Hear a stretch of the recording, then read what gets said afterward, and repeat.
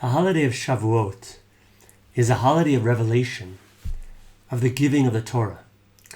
This revelation comes at the end of a long process, a 49-day process, of cultivating deep qualities in ourselves through Sfirat HaOmer, the counting of the Omer.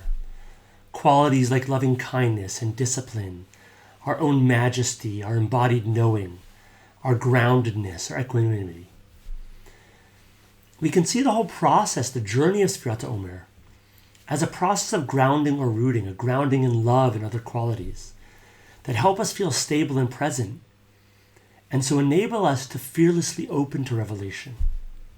If not, when we encounter moments of openness, we encounter new ways of seeing, it can sometimes be too much, too scary, and we, as the Israelites do, can turn away.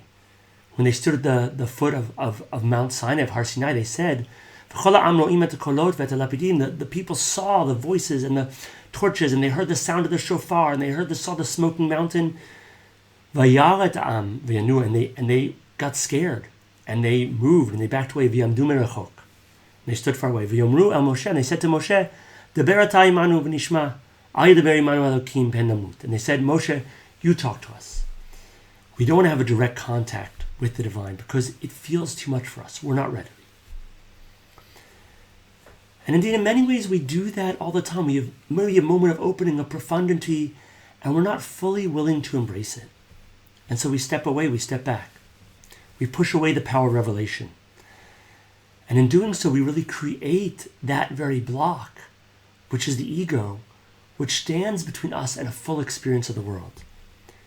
Later in Devarim, in Deuteronomy, Moshe reminds the people, Anochi omed ben Hashem u'benechem beitahi, that I stood between God, between the divine, and between you at that time. But the Baal Shem Tov rereads it hyperliterally. Anochi omed, it is the I, the sense of self or ego, which stands between the divine and between you at every time. Whenever that is present, it stands and it blocks. And so, to prepare us for Shavuot, I want to do together a practice, first of cultivating qualities of love and support, so we can receive the revelation. And then a practice of revelation itself, where we'll start to try to relax some of the boundaries we normally experience between ourselves and the world, gently and lightly, to allow a new perspective, a new way of relating, to become present. So we'll take about a number of minutes to do this, 10, 15 minutes. You can just start off by sitting together, allowing your eyes to close, or to stay open if that feels supportive. Bringing your attention to the body for a moment and allowing it to ground. Allow your feet to feel their presence on the floor. Your legs if they're touching the floor. Your bottom if it's on the chair or cushion, whatever it is you're sitting or standing. Just feeling the weight of the body and the support of the ground. And really trusting that support for a moment. Don't need to do anything.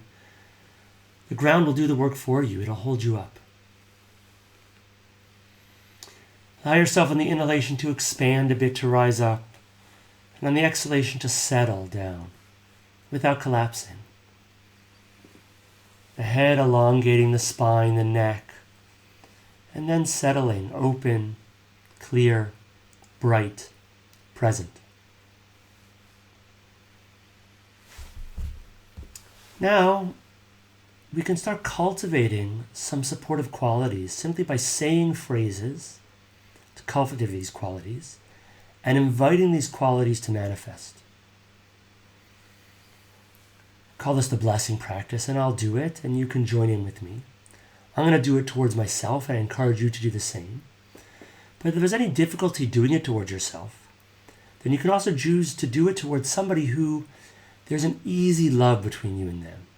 That could be a pet, or a child you know, or a grandparent perhaps, or a mentor or teacher, somebody who felt supportive and loving to you, and that you have an easy time sending these phrases of well-being to them.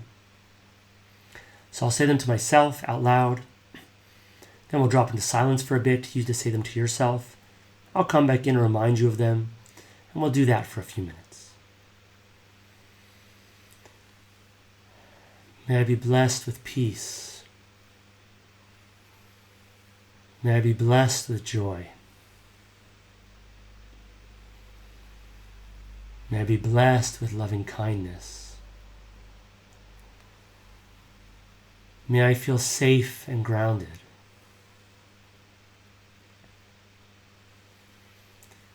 May I be blessed with peace. May I be blessed with joy. May I be blessed with loving kindness. May I feel safe and grounded. If you have some other phrase you'd like to insert that feels supportive for you, feel absolutely welcome to insert that as well. May I be blessed with peace. May I be blessed with joy. May I be blessed with love. May I feel safe and supported. As you say the phrases, you want to just genuinely intend, genuinely wish them towards yourself. If you don't feel it, that's okay. You just set that genuine intention. It can also be helpful to take a moment to sort of recall a time when you felt that emotion or experience. To feel what it feels like in the body, and then to energetically send that quality to yourself as you say the phrases. So you can take a moment to do that right now. Can you take a moment to recall a time when you felt peace? What did peace feel like? What did it look like in the heart, in the body, in the mind? Can you really release into that feeling? Then say, may I be blessed with peace, and offer that feeling to yourself.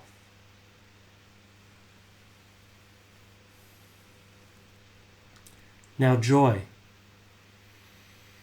Recalling a time when you felt joy, or just bringing to mind the felt sense of joy, or bringing to mind some image or person that makes you joyous.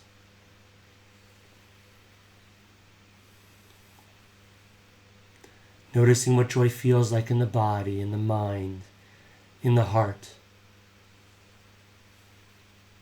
Allowing that experience to be present in your system. Opening to it, welcoming it, and wishing it to yourself. May I be blessed with joy.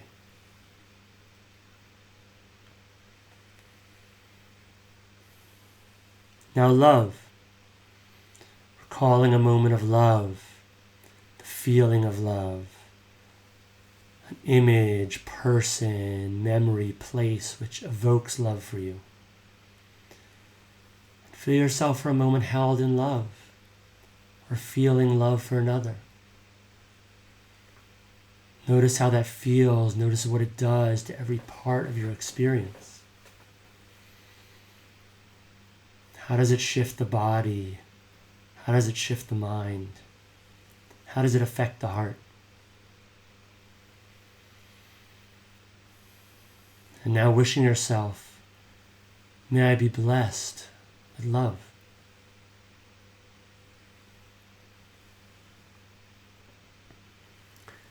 And now safety and support or groundedness. Again, noticing what that feels like, a memory of it, a moment when you felt that, a person helps you feel that. A phrase, an image, anything that might help you evoke that feeling of safety and support. Welcoming that feeling in, opening to it, allow it to permeate you. And then wishing it to yourself, may I be blessed with safety and love. May I feel safe and supported and grounded.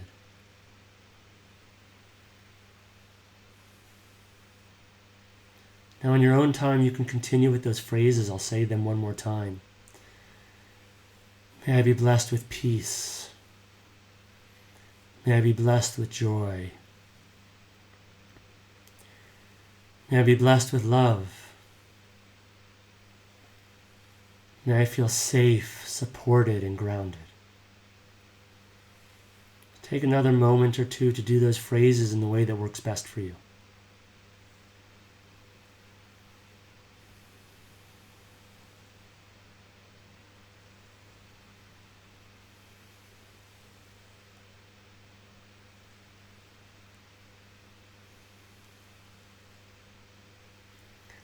Allow yourself to really feel these qualities insofar as they arise, and as they don't, just continue to intend them and let that work happen on a subtler level.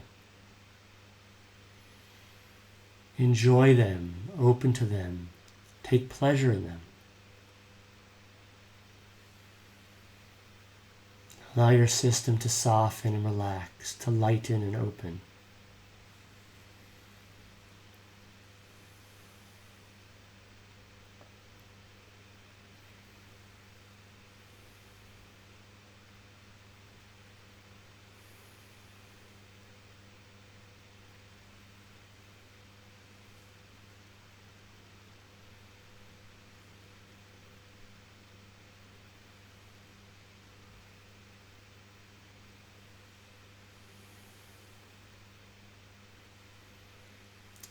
Now, having grounded for a few minutes, opening, feeling perhaps some sense of support or love, openness, pleasantness, we can start to try to relax the boundaries we normally experience between ourselves and the world, between ourselves and ourselves, to gently and lightly start to reconsider how we experience ourselves. And if we are indeed separate from the world and others, if we are indeed separate from the beyond, from the divine, from revelation. So you can consider by just contemplating the body, where exactly are the boundaries of the body? Where exactly does your skin end and begin? Skin is constantly being generated and it's constantly falling away, falling off. When exactly does that part of your skin, which is your very body, as it slowly starts to dry and fall away, what's the precise moment when it is you and when it's no longer you? Does that way of even talking make sense? Can you find a boundary to your body? Consider the breath. As you breathe in, when exactly does the air which you breathe in, when does it transform by being part of the world out there and becoming part of your body? When it enters your nose, your lungs, when the oxygen is extracted and entered into the blood and circulates through the body. And the other way, when the breath comes out, when the carbon dioxide is released, when precisely does it shift from being you to being not you? Can we even make sense of that shift? Can we find a boundary? What about when you take in food or drink, you eat some soup, have a drink, have a cucumber? When exactly does that external object become part of your body? When it enters the digestive tract, stomach, the mouth? When it's broken down and turned into various resources for your body and those build and support parts of your body? Can we make sense of that boundary? Or what about your urine or feces? When the urine's in your bladder, is it part of your body? As it's secreted into the bladder, was it part of your body? When it's urinated out, when exactly does it stop being part of the body? Or a bead of sweat or a teardrop? When do these stop being part of the body? Your hair, your blood, your mucus. Can we actually find a clear boundary between ourselves and the world? Or at a more subatomic level, we're just molecules against molecules, the molecules of my body, the molecules of the air, atom against atom, subatomic particle against subatomic particle. Can we really make sense of the boundary of our body? So as you inquire, as you notice this perhaps confusion or release or opening, notice what does that do to you? What does it open in you to recognize that perhaps our boundaries are not as clear as you might think they are? Is something lighter present? Is there something less constricted? Can you touch something beyond your small sense of self? Is there maybe even some pleasure in this letting go? Is there perhaps a taste of revelation, of what is beyond our sort of normal habitual mind and experience? You can do the same practice with an external object. You can pick out something in your experience right now and consider, can I really find the boundary? Every object in the world is changing, is disintegrating, and perhaps being added to depending on the object, just like our bodies. Can you find genuinely the boundary at the molecular level, the atomic level, the subatomic level? Can you really make sense of the boundary of this object? Can you really make sense of the boundary between you and this object?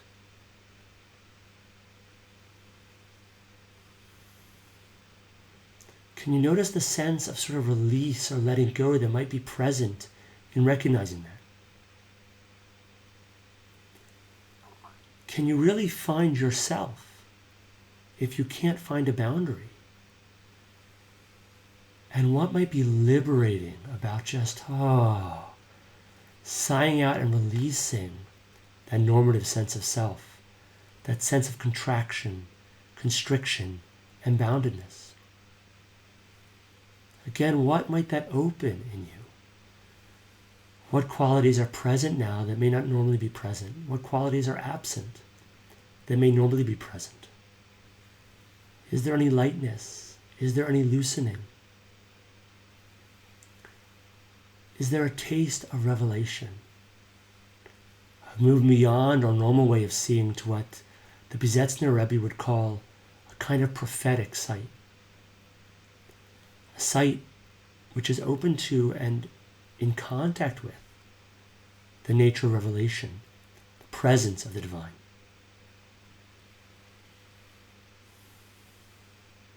So thank you so much for practicing with me. May you have a joyous, liberating, and revelatory Shavuot.